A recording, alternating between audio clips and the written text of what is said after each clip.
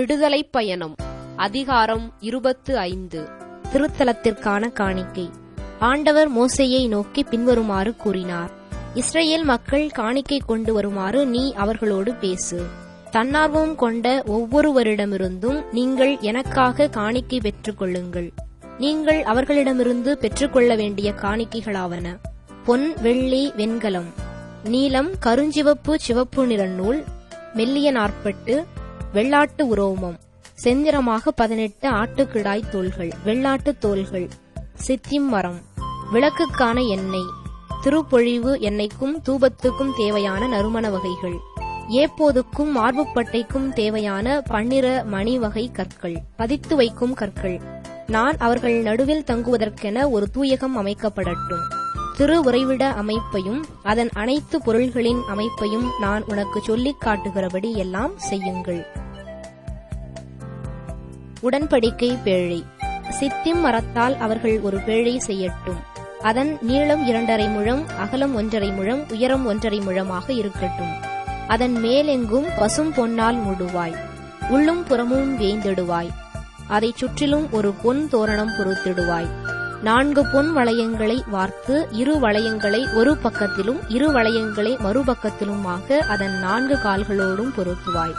சித்திம் மரத்தால் தண்டுகள் செய்து அவற்றையும் பொன்னால் மூடுவாய். பேழையை தூக்கிச் செல்லும்படி பேழையின் பக்கங்களில் உள்ள வளையங்களில் தண்டுகளை மாட்டி வைப்பாய். தண்டுகள் பேழையில் உள்ள வளையங்களில் மாட்டப்பட்டிருக்கும்.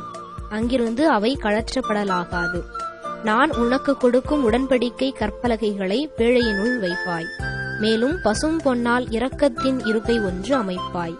அதன் நீளம் 2½ முழம், அகலம் 1½ முழமாக இருக்கட்டும். 2 பொன் கெரூபுகளை செய்தல் வேண்டும். இரக்கத்தின் இருக்கையிலுள்ள 2 பக்கங்களிலும் அவற்றை அடிப்பு வேலையாக அமைப்பாய். ஒரு புறத்தில் ஒரு கெரூபும் மறுபுறத்தில் மற்றொரு கெரூபுமாக அமைக்க வேண்டும். இரக்கத்தின் இருக்கையோடு இணைந்ததாக அதன் 2 ஓரங்களிலும் கெரூபுகளை செய்துவை. அக்கெரூபுகள் தம் இறக்கைகளை மேனோக்கி விரித்தவாறும் இரக்கத்தின் இருக்கையை தம் இறக்கைகளால் மூடியவாறும் இருக்கட்டும். கெரூபுகளின் முகங்கள் ஒன்றையொன்று நோக்கியவாறும் இரக்கத்தின் இருக்கையை பார்த்தவாறும் விளங்கட்டும். பேழை மேல் இரக்கத்தின் இருக்கையை பொறுத்து பேழையினுள் நான் உனக்களிக்கும் உடன்படிக்கை கற்பலகைகளை வைப்பாய். அங்கே நான் உன்னை சந்திப்பேன். உடன்படிக்கை பேழைக்கு மேலே அமைந்த இரக்கத்தின் இருக்கையில் 2 கெரூபுகள் நடுவிலிருந்து நான் உன்னோடு பேசி இஸ்ரவேல் மக்களுக்கான கட்டளைகள் அனைத்தையும் உனக்கு கொடுப்பேன். அப்ப மேசை. சித்திம் மரத்தால் ஒரு மேசை செய். அதன் நீளம் 2 முழம், அகலம் 1 முழம், உயரம் 1½ முழமாக இருக்கட்டும். அதனை பசும் பொன்னால் பொதிந்து சுற்றிலும் ஒரு பொன் தோரணம் செய்து வைப்பாய். மேலும் 4 விரல்கடை அளவில் அதற்கு சுற்று சட்டம் அமைத்து சட்டத்தைச் சுற்றிலும் பொன் தோரணம் செய்து வைப்பாய். அதற்கு 4 பொன் வளையங்கள் செய்து 4 மூலைகளிலும் 4 கால்களில் இணைத்துவிடு. மேசையை தூக்கிச் செல்லும் தண்டுகளை தாங்கும் வளையங்கள் சட்டத்தின் அருகில் கிடக்கட்டும். சித்திம் மரத்தால் தண்டுகள் செய்து அவற்றையும் பொன்னால் பொதிவாய். இவைகளைக் கொண்டே மேசை தூக்கிச் செல்லப்பட வேண்டும்.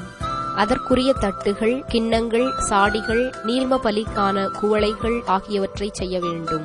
பசும் பொன்னால் அவற்றைச் செய்க. என் முன் இம்மேசை மேல் எப்பொழுதும் திருமுன்னிலை அப்பம் வைப்பாயாக. விளக்குத்தண்டு. பசும் பொன்னால் ஒரு விளக்குத்தண்டு செய்வாய். அடிப்பு வேலையுடன் விளக்குத்தண்டை அமைப்பாய். அதன் அடித்தண்டு, கிளைகள், கிண்ணங்கள், குமிழ்கள், மலர்கள் ஆகியவை ஒன்றிணைந்ததாக விளங்கட்டும்.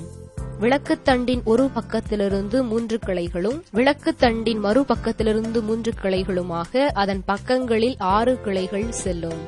ஒரு கிளையில் வாதுமை வடிவில் 3 கிண்ணங்கள் தம் குமிழுடனும் மலருடனும் சேர்ந்து அமையும். மறு கிளையிலும் வாதுமை வடிவில் 3 கிண்ணங்கள் தம் குமிழுடனும் மலருடனும் அமையும். இவ்வாறே விளக்குத்தண்டிலிருந்து பிரிந்து செல்லும் 6 கிளைகளும் இருக்கட்டும். ஆனால் விளக்கு தண்டுக்கு நேர் மேலே வாதுமை வடிவில் 4 கிண்ணங்கள் தம் குமிழ்களுடனும் மலர்களுடனும் அமையும்.